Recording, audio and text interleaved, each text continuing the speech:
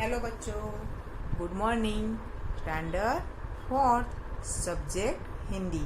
बच्चों, आज के वीडियो में मैं आपको आपकी हिंदी किताब के पेज नंबर 28 पर जो लेसन दिया हुआ है वो समझाऊंगी।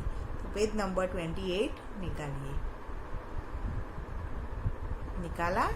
देखिए, लेसन नंबर 6 यानी कि 6। लेसन का नाम है टपका का डर।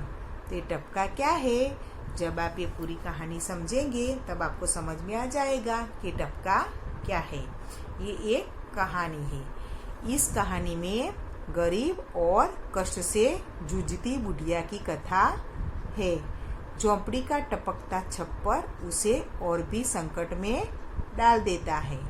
वह मन ही मन झुंझला रही है। झुंझला रही है उसका मतलब है क्रोधित हो रही है। बरसात से परेशान एक बाघ बुढ़िया की झोंपड़ी के पास आकर बैठ जाता है। बुढ़िया की बातें सुनकर अनजान भय से वह घबरा उठता है और भाग जाता है। तो अब हम ये कहानी समझेंगे। बरसात का दिन था। कौन सा दिन था? बरसात का, यानी कि बारिश का मौसम चल रहा था। चारों ओर पानी बरस रहा था। क्या हो रहा था? चारों तरफ पानी बरस रहा था। जंगल में बुढ़िया का घर भीग रहा था।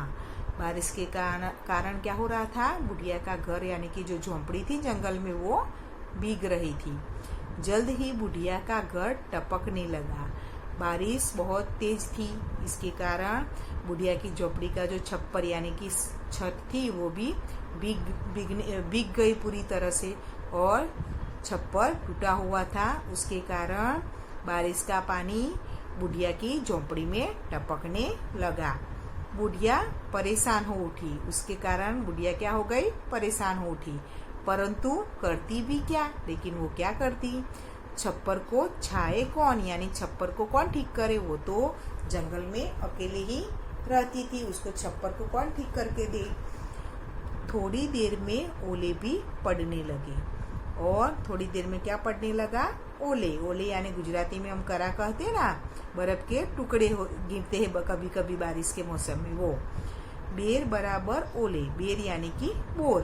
बोर के जितने बड़े बड़े ओले गिरने लगे। उधर एक बाघ ओलों की मार से परेशान हो उठा। वहाँ जंगल में एक बाघ था, वो भी इन ओलों की मार से, जब ओले ऊपर से गिरते हैं तो हमें चोट लगती है, यानी वो उसकी मार से परेशान होकर बाघ भी इधर उधर भागने लगा। कूदते फादते वह बुढ़िया के घर के पास पहुंचा और ओले से बचने के लिए वो जगह ढूंढ रहा था और वो इधर उधर भाग रहा था। और तभी वह बुढ़िया के घर के पास पहुंचा। बुढ़िया अंदर चावल पका रही थी। तब बुढ़िया क्या कर रही थी? अंदर चावल पका रही थी। चूल्हे पर वो चावल पका रही थी। चूल्हे पर पानी टपक रहा था, टप टप। चूल्हे पर जो छप्पर टूट गया था उसमें से जो पानी टपक रहा था वो कहाँ गिर रहा था? चूल्हे पर। वह झुंझला उठी और बोली। उसके कारण वो जो पानी टपक रहा था उसके कारण क्या होता है? तो जो उसने चूल्हे में आग जलाई थी वो बुझ गई। उसके कारण वो क्या हो गई? झुंझला उठी, यानी कि क्रोधित हो उठी और बोली। क्या बोली? मुझे टपका से इतना डर लगता है जितना बाघ से भी नहीं, यानी मुझे टपका से बहुत डर लगता है, उतना तो मुझे बाघ से भी डर नहीं लगता। ऐसा वो बोल रही थी। बाघ ने सोचा, बुढ़िया मुझसे तो नहीं डरती, मगर टपका से डरती है। जरूर टपका मुझसे भी बड़ा जानवर होगा। ये बुढ़िया की बात सुनकर बाघ ने क्या सोचा कि ये बुढ़िया को मेरा डर नहीं लगता, लेकिन ये वो टपका से बहुत डरती है। जरूर ये टपका मुझसे भी बड़ा जानवर होगा। बस इतना सोचते ही बाघ घबराया और सिर पर पैर रखकर भाग गया। और ये सोचकर ही वो उसके अंदर टपका का डर बैठ गया कि टपका अगर बाहर आ जाएगा तो मुझे भी खा जाएगा। इसी डर से वो घबरा कर सिर पर पैर रखकर भाग गया है। सिर पर पैर रखकर भागना ये एक मुहावरा है, यानी बहुत तेजी से दौड़कर वो भाग गया। तो बच्चों, आपको ये कहानी अच्छी लगी ना? अब मैं आपको यहाँ जो शब्दार्थ दिए है वो समझाऊंगी। परेशान, परेशान का मतलब होता है हैरान। छप्पर, छप्पर यानी छत, घास फूस व लकड़ी से बनी होती है ना वो छत। फिर ओले, ओले को गुजराती में करा कहते हैं। बेर, बेर यानी गुजराती में उसे बोर कहते हैं। अब आगे मुहावरे, मुहावरे है झुंझला उठना यानी कि क्रोधित होना। सिर पर पैर रखकर भागना यानी तेज गति से भागना। फिर अभ्यास में प्रश्न नंबर 1, निम्नलिखित प्रश्नों के उत्तर दीजिए। तो ये जो प्रश्न है वो आपको अपने आप करने होते हैं। समझ में आ गया?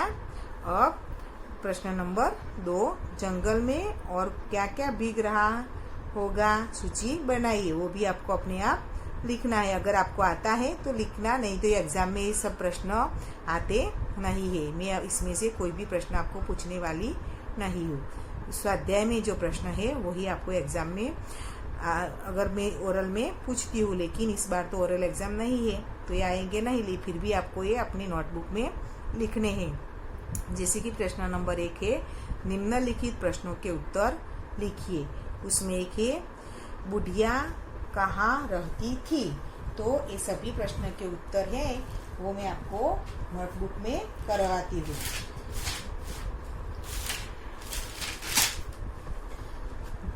तो उसका उत्तर क्या आएगा? उसका उत्तर आएगा बुढ़िया जंगल में रहती थी। हमने कहानी में देखा ना कि बुढ़िया कहाँ रहती थी? जंगल में। उसके बाद दूसरा प्रश्न है, बरसात में बुढ़िया के घर में क्या पड़ने लगा। तो उसका उत्तर आएगा, बरसात में बुढ़िया के घर में पानी पड़ने लगा।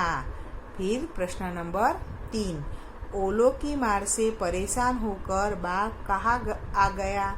तो उसका उत्तर आएगा, ओलों की मार से परेशान होकर बाघ बुढ़िया के घर के पास आ गया। फिर 4 नंबर में, पानी टपकने की आवाज कैसी थी। तो जब पानी टपक रहा था छप्पर में से तो उसकी आवाज कैसी थी। तो उसका उत्तर क्या आएगा?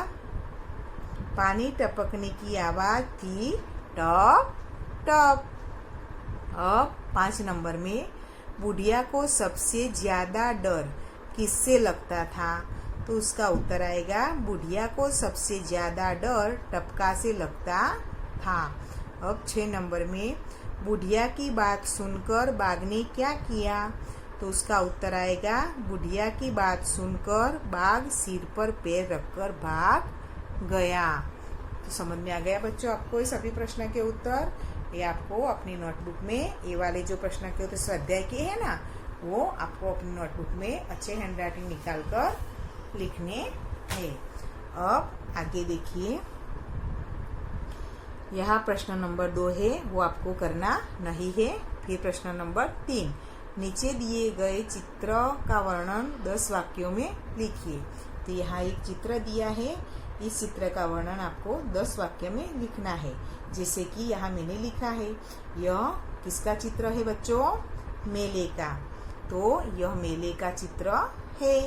मेले में तरह तरह की दुकानें लगी हुई है। फिर क्या लिख सकते हैं हम? मेले में बच्चे और बूढ़े लोग हैं। मेले में एक सपेरा खेल दिखा रहा है। देखा आपने यहाँ सपेरा खेल दिखा रहा है ना। एक जादूगर जादू दिखा रहा है। फिर एक जादूगर का खेल भी यहाँ चल रहा है। देखा आपने यहाँ, तो जादूगर जादू दिखा रहा है। गुब्बारे वाला गुब्बारे बेच रहा है। यहाँ देखिए, ये गुब्बारे वाला गुब्बारे बेच रहा है। चकडोल भी दिखाई दे रहे हैं। यहाँ चकडोल दिखाई देते हैं ना, देखा आपने चित्र में। फिर कुछ लोग चकडोल में बैठकर मजा उठाते हैं। लोग मेले में घुड़सवारी का मजा भी उठा रहे हैं। समझ में आ गया आपको? इस प्रकार ये वाक्य लिखने हैं। अब आगे प्रश्न नंबर 4, उसमें नीचे दिए गए चित्र के आधार पर कहानी लिखिए। तो आपको चित्र देखकर समझ में आ गया ना, ये कौन सी कहानी है? शेर और चूहे की। आपने सुनी होगी। तो आपको ये कहानी आप अपनी नोटबुक में अपने आप बनाकर लिखनी है। चित्र के आधार पर आपको ये कहानी लिखने का प्रयत्न करना है। अब प्रश्न नंबर 5, नीचे दिए गए उदाहरणों के अनुसार वाक्य बनाइए। उदाहरण दिया है कि बिल्ली तो बिल्लिया, बिल्ली एक वचन शब्द है और बिल्लिया बहुवचन शब्द होता है। एक हो तो बिल्ली कहते हैं, एक से ज्यादा हो तो बिल्लिया। फिर उसका वाक्य में प्रयोग किया है कि मेरे घर में बिल्ली है, मेरे घर में बिल्लियां है। उसी प्रकार यहाँ कुछ दूसरे शब्द दिए हैं, उसको आपको लिखना है। जैसे कि मक्खी, तो मक्खी का बहुवचन क्या होगा? मक्खियाँ। फिर वाक्य में प्रयोग करना है मक्खी रोग का घर है, मक्खियाँ गंदगी में रहती है। फिर दूसरा है लड़की, तो लड़की का बहुवचन क्या होगा? लड़कियाँ। वाक्य में प्रयोग इस प्रकार से करेंगे, यह मोहन चाचा की लड़की है, रहीम चाचा की 3 लड़कियां है। फिर आगे रोटी, तो रोटी का बहुवचन क्या होगा? रोटियां। और वाक्य में प्रयोग किस प्रकार से करेंगे? तुषार ने 1 रोटी कुत्ते को खिलाई। दूसरा है तनिष ने गाय को 3 रोटियां खिलाई। तो यहाँ देखा आपने, रोटी शब्द भी आ गया पहले में और दूसरे में रोटियां। फिर आगे चूड़ी, चूड़ी का बहुवचन होगा चूड़ियाँ। उसका वाक्य में प्रयोग करना है, अरुणा 1 ही चूड़ी पहनती है, शिल्पा 2 चूड़ियाँ पहनती है। तो इसी प्रकार आपको ये बहुवचन शब्द लिखने हैं और उसका वाक्य में प्रयोग करना है। अब हम दूसरे वीडियो में मिलेंगे। गुड बाय बच्चों।